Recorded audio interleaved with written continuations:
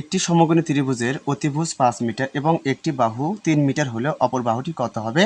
চলো অঙ্কটি নির্ণয় করে আসি। তাহলে দেখো আমি একটা সমকোণী ত্রিভুজ নির্ণয় করি। তাহলে ধরো এটা একটা কি সমকোণী ত্রিভুজ। তাহলে এর অতিভুজ হচ্ছে কত? 5 মিটার এবং এর দুটো বাহুর যে কোনো একটা বাহু আমরা ধরে নিতে পারি। বলছি যে এক বাহুর যে কোনো একটি বাহু 3 মিটার। ধরো আমি এটা 3 মিটার ধরে নিলাম। তাহলে আমার এখানে আমরা একটা সূত্র জানি কি যে অতিভুজ স্কোয়ার, লম্ব স্কোয়ার এবং ভূমি স্কোয়ার। তাহলে আমরা এটাকে ধরি, আমার যে লম্ব এটা এক্স ধরলাম। তাহলে এখন আমরা লিখতে পারি যে লম্ব স্কোয়ার মানে ভূমি স্কোয়ার, ভূমি কত আমরা লিখতে পারি 3, তাহলে 3/4 স্কোয়ার প্লাস লম্ব হচ্ছে এক্স, তাহলে এক্সের উপর স্কোয়ার ইকুয়াল কত? অতিভুজ স্কোয়ার মানে হচ্ছে 5 স্কোয়ার পিথাগোরাসের সূত্র অনুযায়ী।